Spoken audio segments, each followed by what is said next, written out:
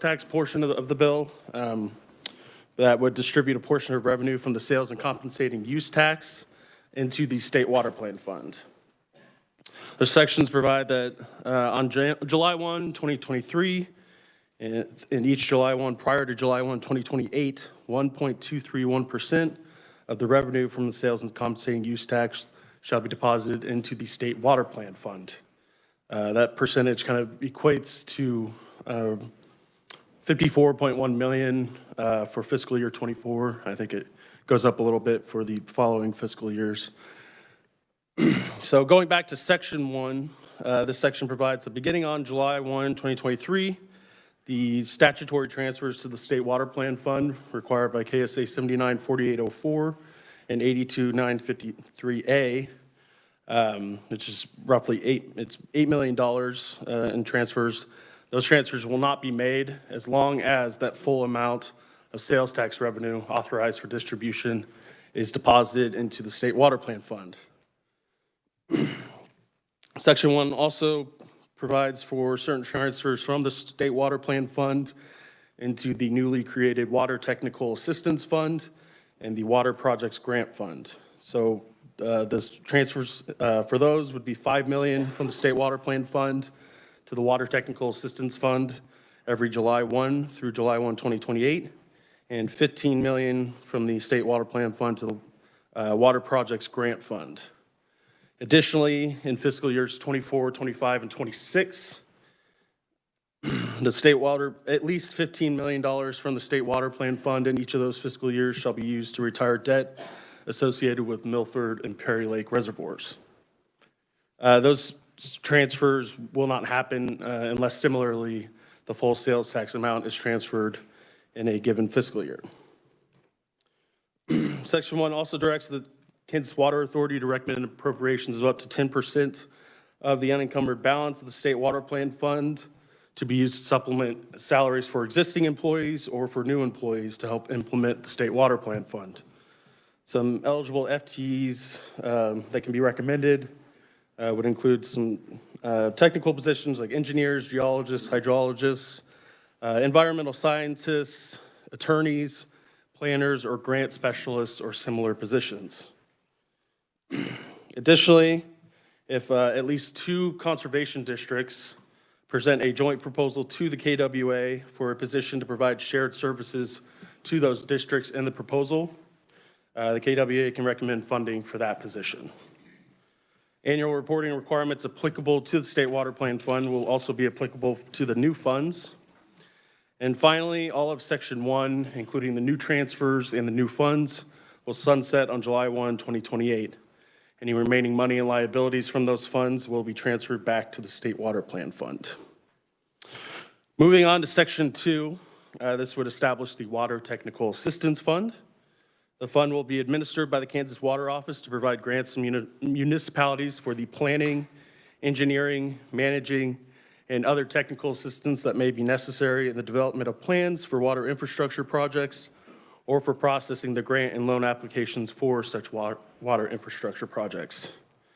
Any municipality, watershed district, or conservation district organized under the laws of Kansas may apply for a grant. The Kansas Water Office is authorized to adopt rules and regs to establish criteria for the grants based on factors applicable to municipalities with greater than 2,000 residents, such as the ability to repay any loans without grant assistance, public health and socioeconomic factors, and also criteria will be based on factors applicable to special districts like watershed districts or conservation districts.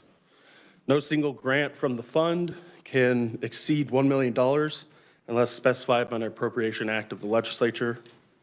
And finally, if the Water Technical Assistance Fund balance ever exceeds $15 million, then that money in excess of $15 million can be used for other state water plan fund purposes. Going on to Section 3, this section establishes the Water Projects Grant Fund. Again, this fund will be administered by the Kansas Water Office. It will provide full or partial funding in the form of grants to any municipality or special district for the construction, repair, maintenance, or replacement of water-related infrastructures and related construction costs. It could provide matching monies for grant or loan applications for water-related infrastructure projects. And grants could also be applied to any outstanding loan balances from the Public Water Supply Loan Fund or the Kansas Pollution Control Revolving Fund. Kansas Water Office is authorized to adopt rules and regs to establish criteria for grants from the fund based on factors such as whether the planned construction on the project is complete and requiring that a municipality or special district has made at least 5 years of payments on loans for a project. Additionally, criteria will be established for awarding grants to provide repayment for municipalities on a sliding scale from 90% to 25% of the remaining loan balance on a project, depending on the population of the municipality. No single grant can exceed $8 million unless specified by an appropriation act of the legislature. And finally, similar to the other fund, if the water project's grant fund balance ever exceeds $45 million, then any money in excess can be used for state water plan fund purposes. With that, Mr. Chairman, I'd be happy to answer any questions. Representative Smith. Thank you, Mr. Chair. I'm asking this question because I know I'm going to get asked, and I apologize if you covered this and I let my mind wander at that moment, but I've heard of 1.2%, 1.25%, but we got pretty specific here, 1.231%. How did we arrive at that number? Is that based on a target we're shooting for and based upon our experience of revenues coming in? How did we get to that number? I mean, other than I was given the number, Okay. math worked out to that percentage to provide that roughly $54.1 million. So that was. Okay. All right. Thank you. Representative Sywert. Thank you, Mr. Chair, and I think you did a great job explaining this. My only question is, this is mainly for water for drinking or cities and funding. It's not for irrigation, right? This whole bill is basically trying to fix infrastructure. Is that not correct? I mean, there is additional monies that will be used from the State Water Plan Fund, possibly for irrigation purposes. But yeah, those funds are the new funds, at least, and the money that goes into those funds are more specific to water infrastructure projects and grants to. But it does go into some of the irrigation systems. I think that's accurate to say. Like I said, any monies that aren't transferred to those new funds can be used for general state water plan fund purposes. Thank you. Thank you, Mr. Chair. Representative Fairchild. Thank you, Mr. Chairman. Is there going to be a fiscal note provided for the bill? I believe there is one included in the S drive. I don't know if it's posted to the website yet, but.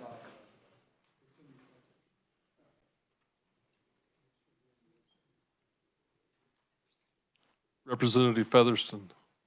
Thank you, Mr. Chair. Can you tell me what is this sales tax? What are these tax dollars currently being used for? I don't think I could tell you that off the top of my head. I mean, it's whatever, I guess. And sorry, tax isn't necessarily my specialty, but I think it would just be, the sales tax would still be used for current purposes. It's just this portion of sales tax is being transferred into the State Water Plan Fund. So it's just taking away from sales tax revenue would be used for current purposes. Can I rephrase? Are these tax dollars currently designated for any specific purpose, like highways, health? Like, is it a special tax currently, or is this just out of general? I would say it's out of general sales tax. State highway fund transfers you'll find are in the sales tax statutes in sections 4 and 5, and those are remaining unchanged. The fiscal note is about the second and third pages of your file folder there. Any other questions? Seeing none, we'll proceed with proponent in-person testimony, and we'll start with Mike Bulk of Ducks Unlimited.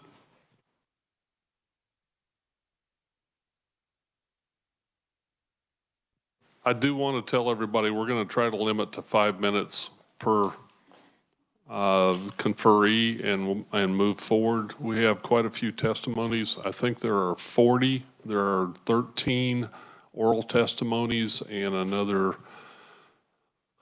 quite a few written testimonies in your packet, so please read those also.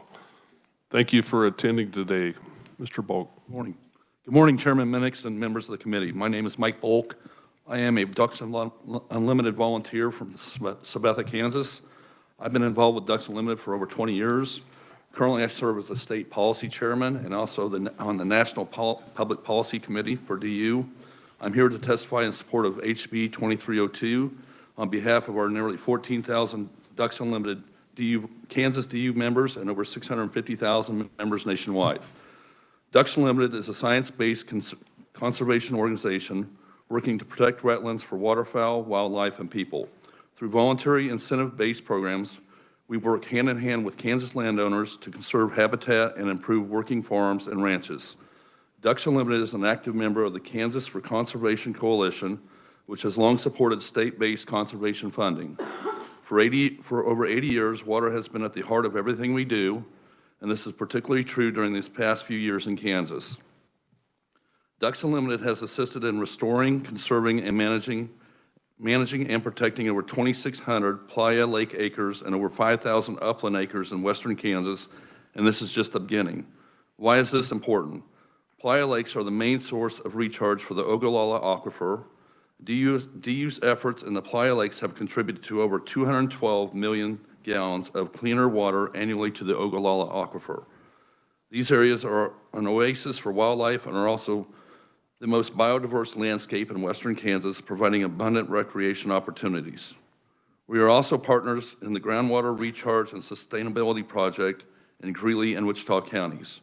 This project, funded through USDA NRCS Regional Conservation Partnership Program, will help landowners voluntarily restore playas near municipal and domestic wells, improve irrigation efficiency, reduce pumping, retire wells, and transition to dry land cropping systems.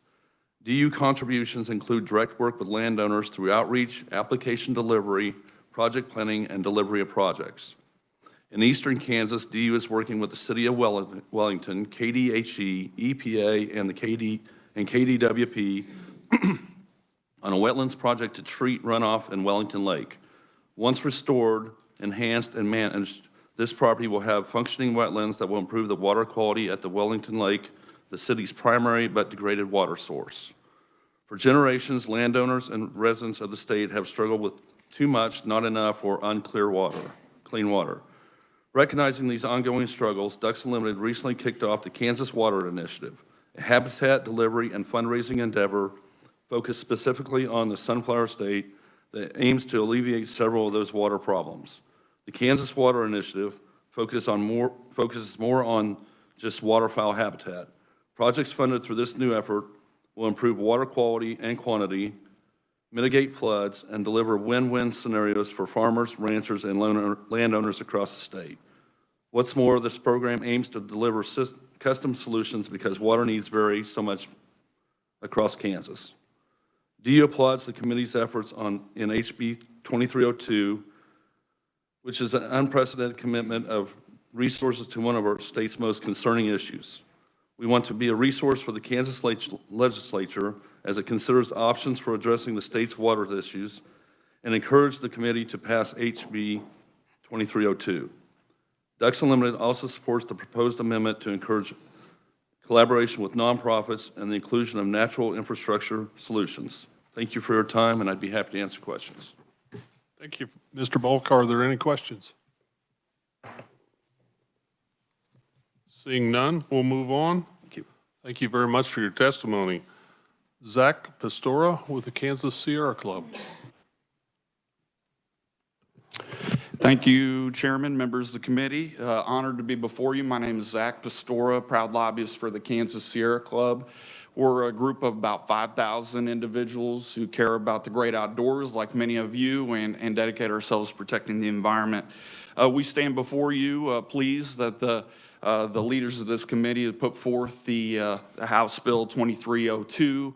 We support the bill. We think it offers a significant advantage over the status quo in terms of funding. And we need transformational policy to turn the tide on our water problems and our challenges. And so that'll require increased resources. And so for that, we support this bill. One thing we would like to see, though, is that we consider user fees. And that's not really addressed in this bill. And we think that while this is a good start, it's going to provide much needed program capacity for the state to address water challenges. We got to do more.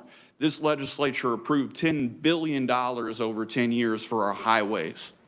We know how much water means to this state. How come we can't do more for water? We're talking about maybe $70-some million a year with this bill. I think we can do better than that, and I think user fees are a big part of that. You know, the Kansas State Water Plan Fund had a balance of fees and transfers from the State General Fund and Economic Development Initiatives Fund, but those fees haven't really been raised since 1989. I was just looking at inflation since 1989, 240%. So for a cumulative over that time. So $1 a day would be, you know, $2.40. You know what I'm trying to say if in the same equivalence. And specifically irrigation. Irrigation doesn't pay directly into the State Water Plan Fund, as we know, and we think there should be a point of irrigation, especially when irrigation accounts for the predominant source of our water consumption, 80%, by 20% of the state's farmers, more or less. That's all more water than all the towns, cities, and non-agricultural businesses combined by far. So we'd encourage you to not stop here. Every single one of the members of the Interim Special Water Committee said funding is not going to be enough. So please don't stop here. We encourage you to pass this bill through the legislature this year, but keep up the good work. Thank you, Chairman. Are there any questions?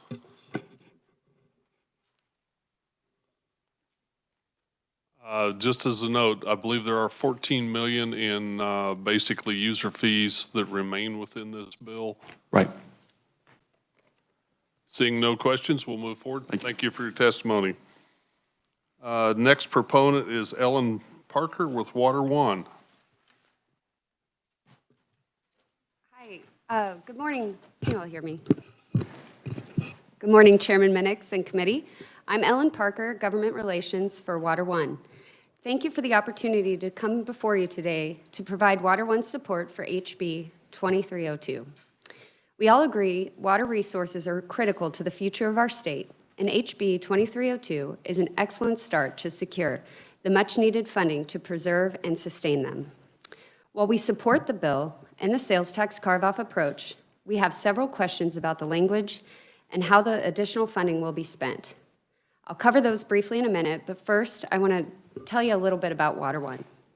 Water One was created as a regional public water supply by state statute back in 1957.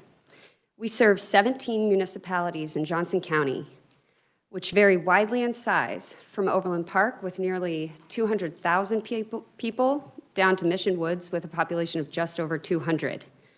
Altogether, we serve approximately 475,000 Kansans with a service territory of 272 miles. Members of Water One staff have participated in both the Kansas and Missouri Regional Advisory Committees, as well as on the Kansas Water Authority. HB 2302 is a natural extension of the work that was done by the Blue Ribbon Task Force in 2017. That task force was convened because it was determined that funding provided by the State Water Plan Fund was woefully inadequate to preserve and sustain our water resources. This task force was made up of a diverse group of stakeholders that came up with a list of needed projects and concluded that funding of $55 million per year was needed to support our state's water resources. The task force also suggested a sales tax carve-off like HB 2302. More recently, the Kansas Water Authority submitted its annual report to the governor and legislature, which included an updated list of projects and initiatives, and found that funding of $69 million per year was needed to support our water resources. These projects and initiatives are supported by the Kansas Water Plan, which was just updated in accordance with state statute. This bill is a great first step in securing sustainable funding source to support the state's water resources. Water One truly appreciates this committee's commitment to take that step. But we have a few questions. First, how would the bill apply to a quasi-municipal organization like Water One?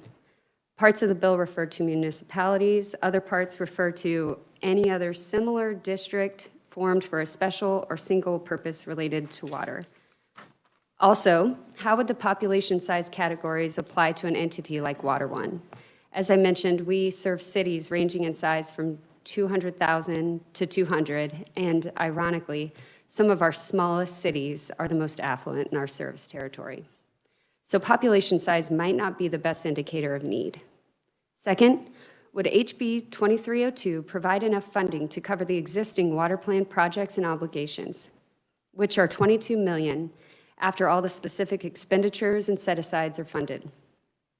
How will the $69 million of needed projects and initiatives in the Water Authority's annual report be funded? Third, does the Water Office have adequate staff to implement and administer the new programs contemplated by the bill? And do we have the appropriate administrative structure in place to efficiently carry out the new initiatives or the new paradigm in water resource funding? And finally, why doesn't the legislature pay off the outstanding debt to Milford and Perry reservoirs with the extraordinary state budget surpluses that currently exist? Debt paydown seems like a perfect use for those surpluses. Water One is committed to water policy in Kansas and developing concrete solutions to solve our problems for many years. We will be happy to work with the committee staff and revisor's office to answer the questions asked today. Thank you again to the committee for your work on this bill. Water One supports House Bill 2302, but we would also like to see our questions discussed and addressed prior to approval of the bill. Thanks. Happy to answer any questions. Thank you very much. Any questions? Representative Blex. Thank you, Mr. Chair, and thank you for your presentation. And I guess you start slow, a lot slower than we thought we should have.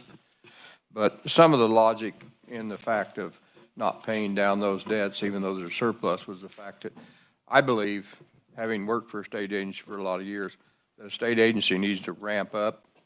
And so that time debt retirement was basically a time to allow that state agency to ramp up both in funds as any personnel to be able to deal with this. So there was no intent, and I think your idea of the debt service was good, but that was the overall intent, I believe, of at least several members on the committee. So thank you for your report. Thank you, Representative Blex. Any further questions? Seeing none, thank you very much. Our next proponent testifying is Wendy Stark with the League of Kansas Municipalities. Good morning, Mr. Chairman and members of the committee. Thank you so much for the opportunity to be a proponent for House Bill 2302. I'm Wendy Stark with the League of Kansas Municipalities. And one of the biggest concerns we hear from our member cities is related to water. And as such, our members have directed us through our Statement of Municipal Policy to support programs that encourage access to water, and we believe that House Bill 2302 is one of those bills. The Water Technical Assistance Fund, as well as the Water Projects Grant Fund, will be tools that will help our cities. And we believe that they would allow all of our cities to address the specific water infrastructure problems they have in their communities. And I really want to be brief today. You have my testimony in front of you with our policies that align with this, but I really want to talk about that this is an issue that is not just a small city issue. It is not just a large city issue. It is not an issue in one part of the state. It is an issue across the entire state. I really encourage everyone to read the written testimony, and I know you're going to hear from several cities either in person or via WebEx, but I just wanted to let everyone know that we did have testimony from the city of Logan, population 460, Greensburg, 740, McLouth, 859. Valley Falls, 1,092. Belle Plaine, 1,467. Caney, 1,788. Waukene, 1,799. Mound Ridge, 1,974. Fredonia, 2,151. Columbus, 2,929. Ellsworth, 3,066. Mays, 5,735. Valley Center, 7,340. Independence, 8,548. Parsons, 9,600.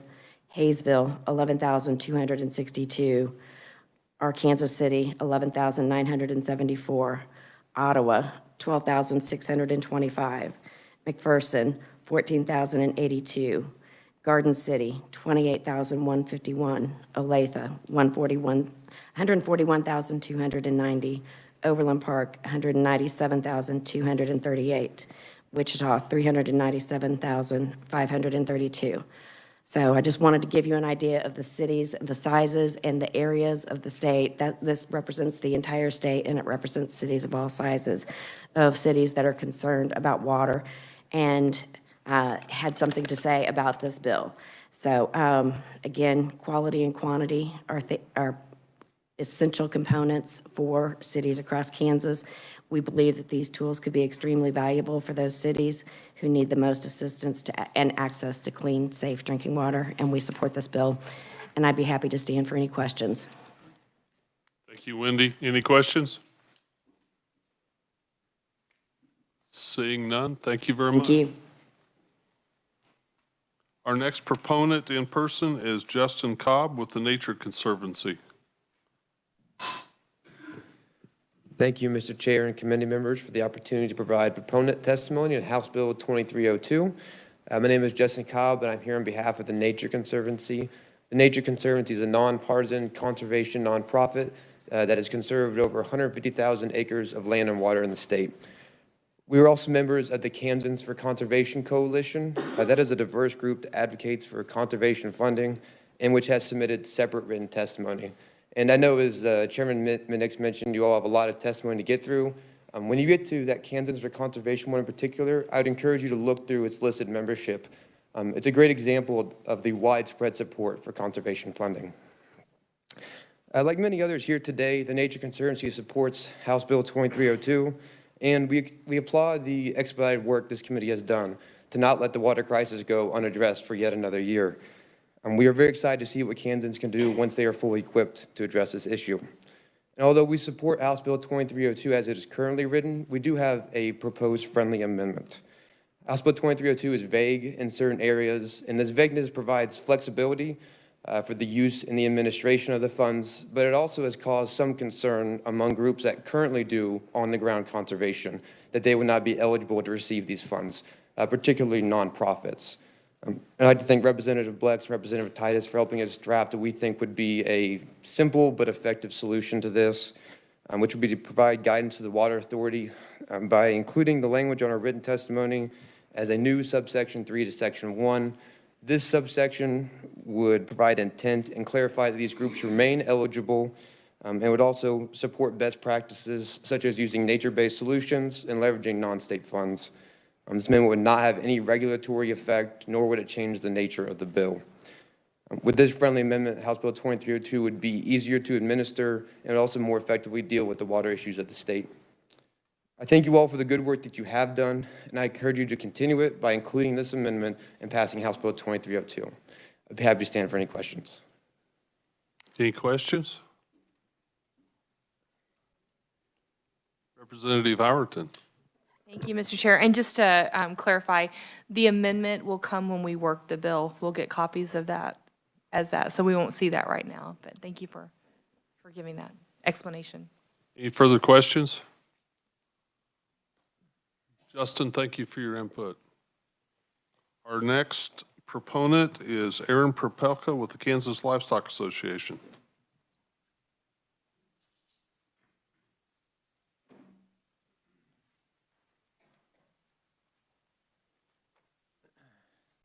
Thank you, Mr. Chairman, members of the committee. I'm Aaron Popelk with the Kansas Livestock Association. I won't take too long, just to say that We appreciate the work that Representative Blex, Chairman, Ranking Member, and others who've had opportunity to work on this bill for bringing this forward. We, since 2017, when our CEO signed the Blue Ribbon Task Force funding report, have supported this type of concept for water funding, and it's incorporated in our association policies. I think one thing we would want to maybe suggest and bring out in the bill, if you look at the bill, certainly you've heard about the funds created for municipalities. And I'm not speaking against that. I think that's needed. In fact, I serve on a city council in Maple Hill where we may find ourselves having to access that in a few years if EPA changes its effluent guidelines. But for my members who pay stock water fees, and all agriculture pays fees, it's just through the fertilizer pesticide, but for stock water rights, which are 1,000 head of cattle or more, we actually pay 3 cents per 1,000 gallons every year. And if you look at the state water plan, the Water Authority's report, those fees totaled over $500,000 last year. And we expect those fees to probably increase as we see developments like DFA's dairy plant and other dairy plants coming in the state, and we grow the livestock industry. Irrigated rights will be converted over to stock water, and that fund will grow. So our suggestion is this. We've paid these fees essentially since the water plan was really in place. We've not really seen a lot of those dollars return back to stock water conservation. We have some specific needs that I'm happy to discuss with you offline where we have a little more time, but we'd like to see, our suggestion is, the fees we pay in return back in some sort of cost share or conservation program from stock water. So with that, Mr. Chairman, congratulate the members of the committee for this bill and would stand for any questions. Are there any questions? Representative Blex. Thank you, and I appreciate your testimony and certainly the support. Several members, we had a lot of discussion on fees, and we tried to make it a point not to increase fees across the board because we knew that may be a killer.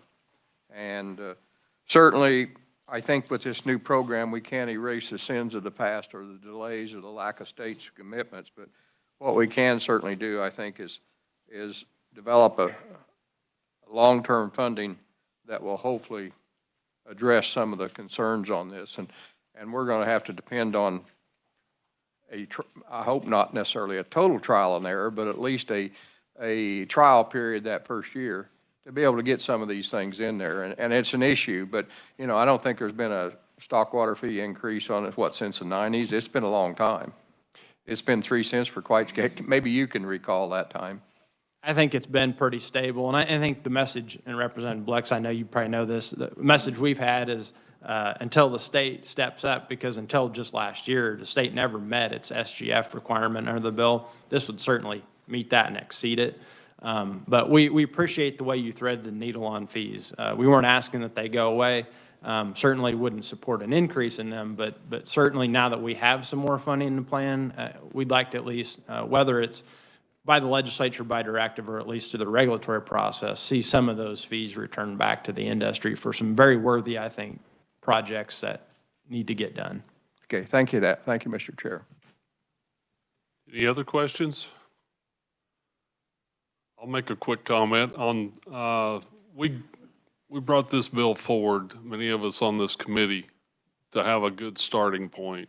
And we anticipate this to be modified and changed and worked with all the different proponents and people of the state of Kansas in the near future over the next 4 or 5 years before this thing can sunset to make it fit what we need here in the state of Kansas. So I view this as a start and as kind of a living document in cooperation with the Water Office and the Water Authority. The legislature's trying to step up and improve our situation tremendously. But I appreciate your comments today, and we'll keep moving forward.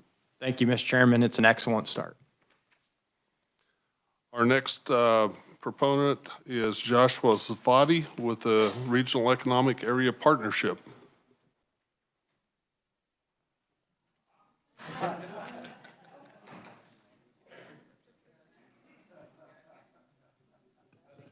Thank you, Mr. Chairman. I had fallen asleep in the other room. I just really, the chairs are so comfortable there. Appreciate the opportunity to appear before the committee. I am representing the Regional Economic Area Partnership of South Central Kansas. You may wonder, what would they have an interest in water policy? We are an entity that synergizes a multitude of different government levels in South Central Kansas to encourage economic development. And typically, REAP is working on issues of workforce development, or infrastructure such as roads that would be needed for large infrastructure projects or business development that happens, including the recent Apex project that was just announced. And that's what REAP really does well. And what we would say on a bill like this is that one of the things that South Central Kansas, or really any other region in the state of Kansas, never wants to find itself in a situation in is when businesses come and want to locate there, they usually have to have some level of water or water infrastructure improvement, and we never want to find ourselves in a situation where that element of our economic development is a liability, where we have to work really hard to shoehorn them into an area in South Central Kansas. And so staying ahead of the needs of those businesses by keeping up with an overall state water fund and state water strategy makes us more competitive nationally, particularly with everything that's going on in the western half of the United States. And so that's why REAP has an interest in this. But I would also say, as an aside, as someone that has watched water policy for the last 20 years, for those of you new on the committee, bills like this don't come around every session. In fact, bills like this don't come around hardly at all. And so this is really important. It's important for economic development. It's important for communities, as you've already heard before and as you will continue to hear. There are a lot of details, but don't think of them as devils being in the details. Just think of them as details that we have to work out and continue the process moving this piece of legislation forward, because the stars will never align like they are right now to keep this moving ahead. And from the multitude of groups that you're hearing from, you will hear the central point. We've got to move this forward because as a state, we've not done it for years. And so that's why economic groups such as REAP are interested in it, but all the other groups are as well. Thank you, Mr. Chairman. I'd stand for questions. Are there any questions? Seeing none, thank you very much. Our next proponent with the Kansas Farm Bureau, Joe Newland.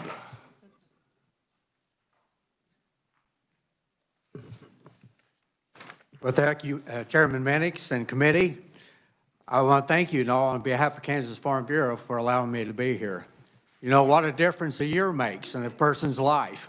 You know, just a short year ago now, I sat in some of these chairs along with you, but I do appreciate the opportunity to be here today. Kansas Farm Bureau is the largest general farm organization in the state of Kansas. We represent more than 30,000 farm families and ranches across the state in all 105 county Farm Bureau associations. It is my pleasure to be with you today to help complete some of the work that we have been working on for the last 3 years to increase funding for the State Water Plan Fund. Kansas Farm Bureau members have consistently paid into the State Water Plan Fund for decades and appreciate the return of their fees to form of cost share, for various conservation practices across the state. Farm Bureau policy supports the Kansas Water Plan, being developed under the directions of the Water Authority and the Water Office. Our policy supports the Kansas Water Plan, being funded by State General Fund or dedicated statewide revenue source, which this bill will accomplish. HB 2302, as drafted, would offer a much-needed increase in the State Water Fund plan through a minute carve-out of existing sales tax that would provide significantly greater and more reliable revenue to help fund the Kansas Water Plan. The initiatives, the Water Authority, also supported by the Kansas Farm Bureau plan, our policy. No doubt there are uncertainties regarding some aspects of the bill, such as using water plan funds to employ full-time employees and uncapped employee raises. But we do not want to jeopardize the unique opportunity to enhance the State Water Plan Fund and get more conservation practices on the ground. I appreciate the opportunity to be here, and I would stand for any questions at the appropriate time. Are there any questions? Someone please grill this presenter. I knew it was coming. I was just thinking, thank you, Mr. Chair, I was just thinking the same thing. I need to grill him. He's right there, but I can't think of anything, so. Good to see you. Thank you. Representative Blex. Mr. Farm Bureau President, it's good to see you back. Thank you, sir. I kind of want to know just how many pages did you write last year of that 283-page bill? What was your responsibility there? Well, unfortunately, I didn't write any of that page. Thank you. But I did have a great opportunity to visit with us, so thank you. Any other questions? I want to address some of your concerns slightly. It's not my personal intent to grow state government or to add a lot more people into this kind of a situation, but we need the infrastructure to be able to deliver services to the people of Kansas. And right now, we are short on some of our positions. We're anticipating need within some of those departments just to fill existing empty seats right now. So we had to incorporate a portion of that within this bill to try to encourage that. And anybody else have any questions about what I just said? All right. Thank you very much for coming today. Chairman, thank you and all. And I also would extend a thank you and all to everybody that this is just the start of what we need to have done within our state. It's a great start, and we appreciate all the work that you've done on it. But you're right, other comments have been made that this is the start and we need to do more. Thank you for all your work. Appreciate the opportunity. Thank you. Next, as a proponent, we have Brad Mears with the League of Municipal Utilities. Good morning, Mr. Chairman and members of the committee. I'm Brad Mears. I'm the Executive Director of Kansas Municipal Utilities based in McPherson. I will try not to take the 40 minutes you allowed me last week to talk about this particular bill. So I'll try and be brief. Just a reminder, KMU represents cities all across the state of Kansas, those who are the size of Kansas City and Wichita to communities with fewer than 100 people. So we have a very broad range of interests that we try and represent, and the membership of KMU is strongly supportive of this legislation that's proposed in HB 2302. On our behalf, we want to thank not only the folks that have laid the foundation for this, from the Blue Ribbon Task Force years ago to the Water Committee's exhaustive bill last year that didn't get too far, but we are very supportive of the kind of three-pronged approach that's proposed in this bill with funding of the state water plan, the technical assistance side, and the water projects grant fund. We think these can be important elements to help Kansas from being the poster child that some other areas of the country are right now. So we appreciate all your efforts to do this work.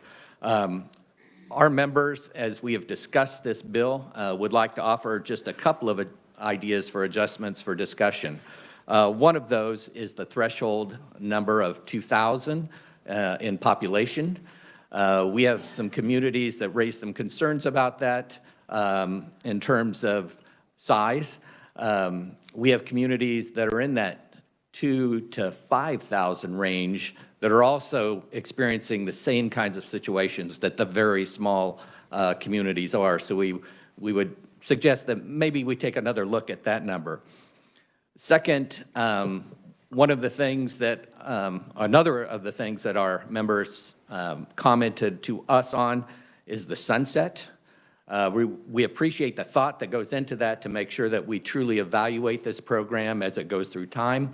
But maybe we suggest language that maybe not sunset, but review and evaluate based on the criteria that the committee may set for taking a look at that. We need to recognize that some of these projects that the communities are putting together not only take extensive time in trying to do the engineering and planning for these projects, but also to package the financing together and then complete the projects. So that's a concern we just wanted to express on our community's behalf.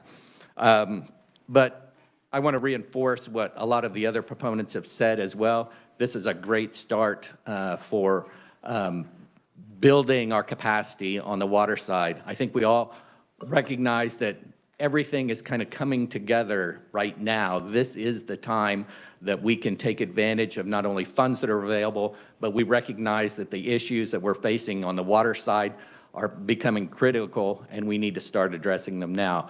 So with that, Kansas Municipal Utilities stands in support of this bill, and I'd be happy to answer any questions that you might have. Any questions? Seeing none. Thank you very much.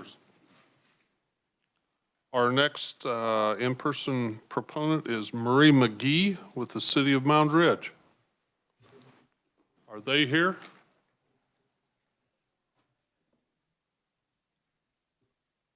If not, we'll go on to Kelly Zeller with the City of Caney.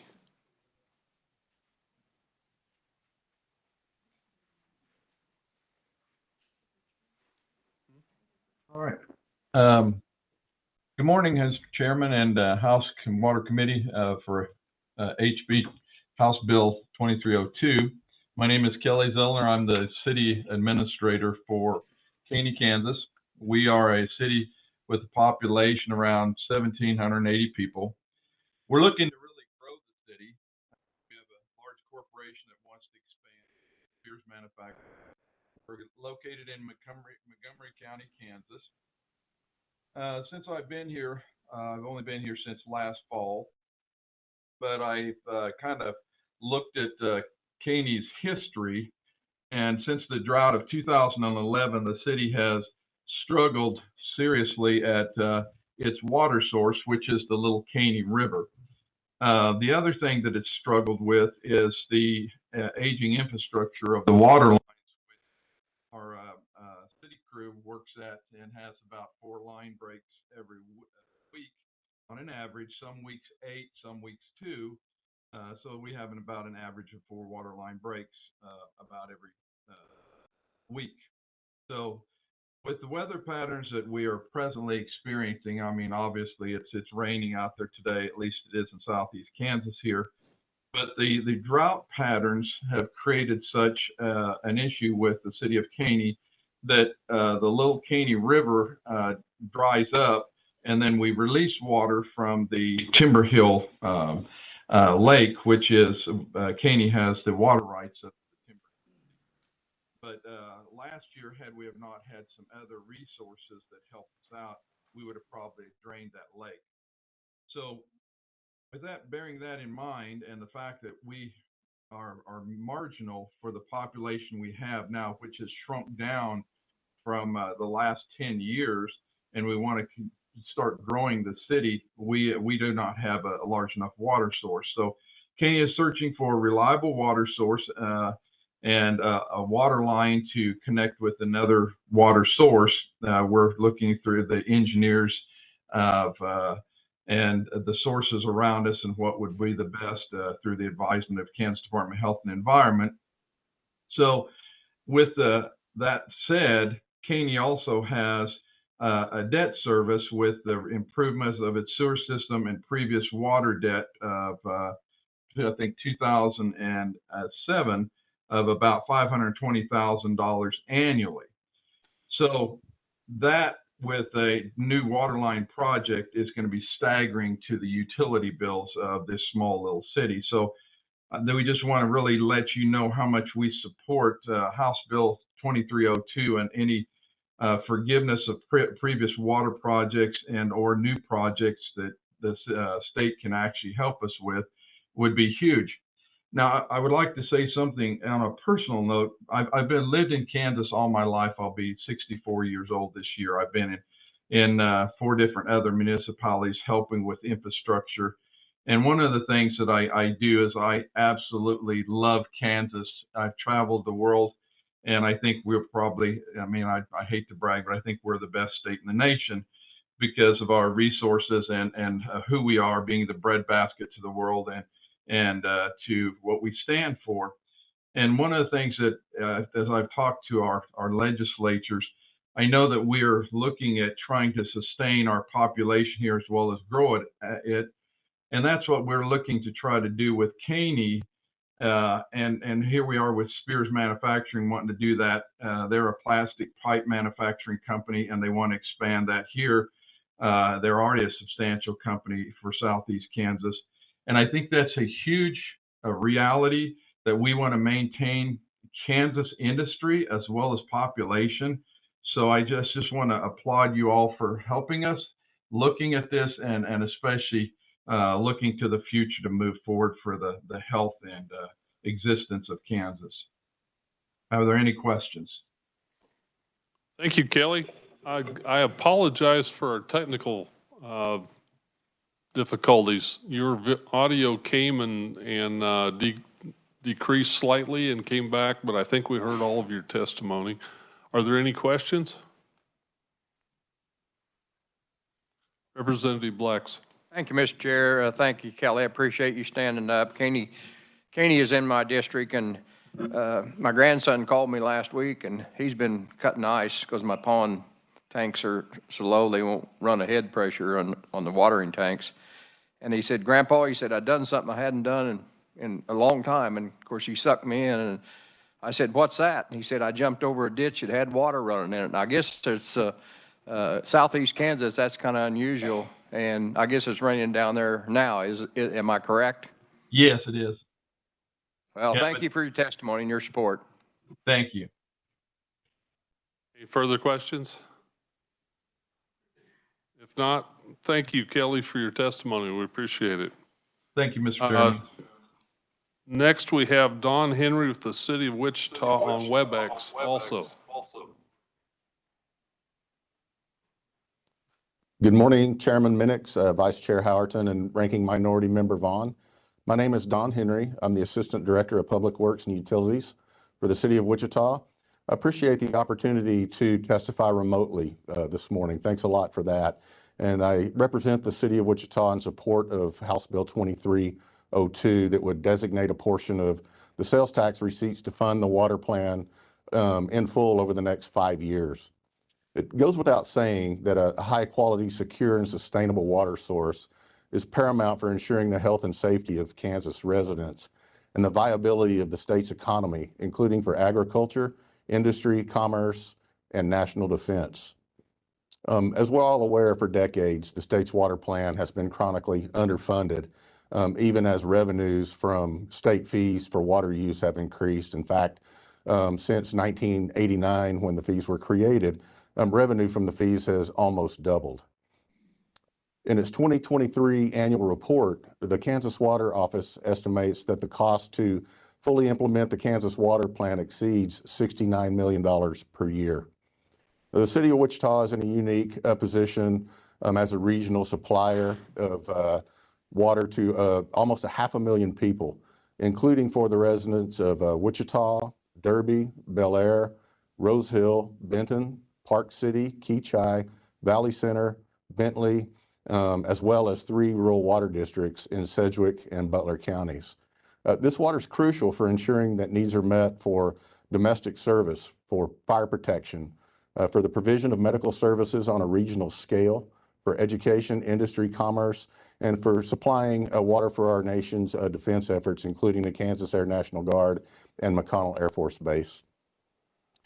Wichita's water supply includes both surface water and groundwater, and the city has invested a substantial amount of money to develop a sustainable supply from both of our major water resources, being Cheney Reservoir and the Equus Beds well field.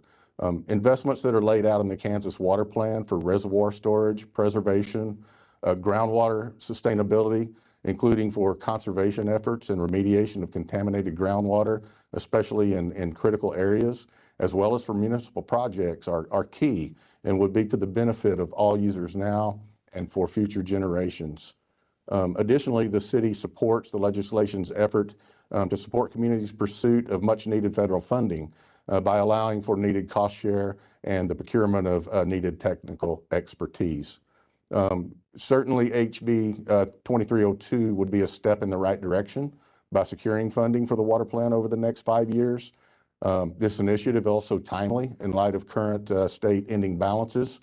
The City of Wichita is very appreciative of all the hard work that's gone into this bill and for all of the work that's yet to come. All of the ongoing efforts very much appreciated, and Wichita stands behind in the support of House Bill 2302. Thank you again for the opportunity to speak to you this morning remotely, and I'm here to receive any questions that you might have at the appropriate time. Thank you. Any questions? Thank you very much for your testimony. Appreciate it. I'm going to go back to Marie McGee with the City of Mound Ridge. Do they happen to be here? They have provided written testimony in your packet. Is there anyone else would like to provide in-person proponent testimony? I'm sorry?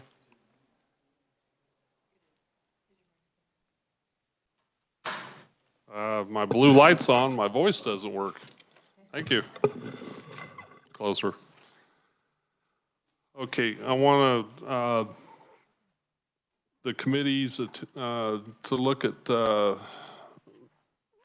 for your attention, there are 24 written testimonies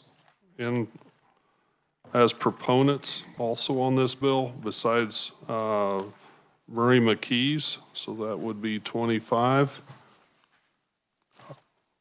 Is there any other proponents? Seeing none, we'll move to neutral testimony today from the Water Office, Kansas Department of Health and Environment, and Division of Water Office with the Department of Agriculture. Director Owens. Good morning, Chairman Minix and members of the House Water Committee. It is my pleasure to stand here before you. As you know, I'm Connie Owen, the Director of the Kansas Water Office, but today I'm here not only representing the Kansas Water Office, but I also proudly represent the Kansas Department of Agriculture and the Kansas Department of Health and Environment, as I provide you with a shared message that we three agencies crafted collectively.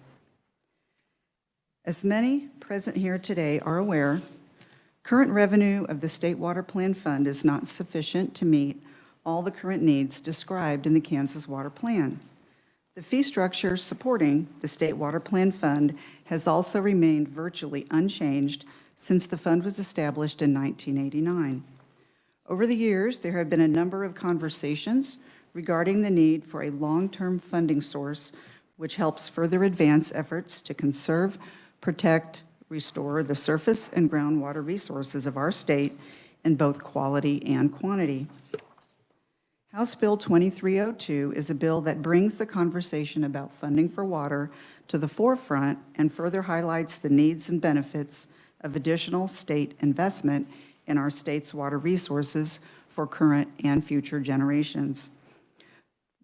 This would happen through a fundamental shift in how the state will fund water priorities for the state over the next 5 years. Many individuals and entities, including the three agencies I'm representing today, have spent untold hours over many years working diligently to secure significant increases in funding to implement the Kansas Water Plan. We three agencies wish to express our deep appreciation for the historic level of funding that would be created by House Bill 2302 and for the clear message it sends that water is our most precious resource. We would also like to express gratitude to members of the House Committee on Water for your hard work and support to help provide a better water future for the state of Kansas. The agencies have a number of questions regarding implementation of this bill, but we pledge to work together at the agency level and with the legislature regarding any clarifications. Thank you very much. Are there any questions? Representative Blex. Thank you, Director. And I really personally appreciate that statement because some of the, not too many negative comments that I've received on this bill has been about how is it going to be administered and why are we giving one agency all this big bag of money to go forth and do good things. And I do appreciate that pledge, and I think that's certainly the intent of this committee and of this bill is to have a cooperative agreement. I appreciate and applaud you for making that statement because that gives a lot of confidence, I believe, in some people that may not have that confidence. So thank you. Well, I will say thank you to you on behalf of the 3 agencies. Any further questions? Seeing none, thank you very much. Are there any further neutral testimonies? Seeing none, we have one opponent written only testimony from Tom Brown of the city of McPherson. I believe it's the last page in your packet, and I encourage everyone to read through that.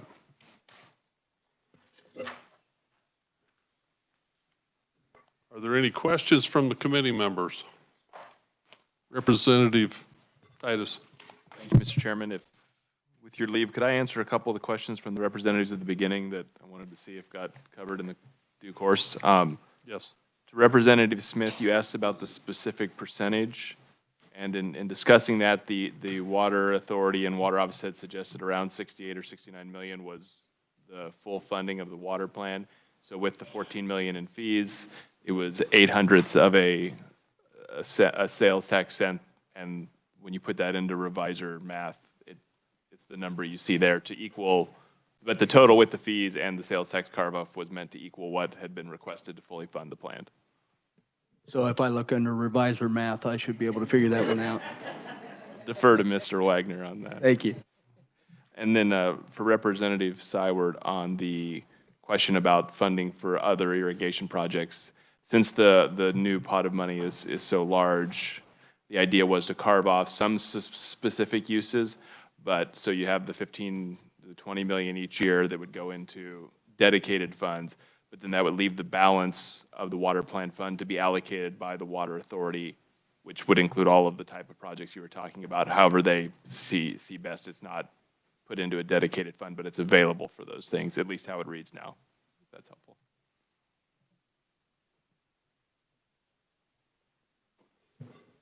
Any further questions? I want to thank all the conferees today for your testimony and what you brought forward. Committee, we have a busy day on Thursday. We're going to try to work both 2279 and 2302. We're not going to take up either one of them today because I don't believe we have the time. But you have lots of testimony in front of you, and 2 days from now, I know there's an amendment. Would you like to address that, Representative Vaughn? Thank you, Mr. Chair. For House Bill 2279, we obviously received a lot of feedback that I think was great and good for improving the bill. So we're working on a balloon compromise amendment with all of that feedback included, getting some initial stakeholder input, and then I think I was going to work with the leadership to kind of share that with all the members of the committee. So hopefully everyone can kind of get an idea of what will be included in that going into Thursday. And then if people have other ideas, they're welcome to bring it. Would love to have discussions about that if you are interested in bringing other ideas too, if appropriate. But we are working on a larger amendment, and we'll make sure to share more info with you about that in the coming days. Thank you. This is kind of a historic moment. We have some good heavy lift ahead of us, and I encourage you to get a good night's sleep on Wednesday night. We're going to work this hard on Thursday morning. Is there anything further before the committee? Seeing none, thank you very much. We are adjourned.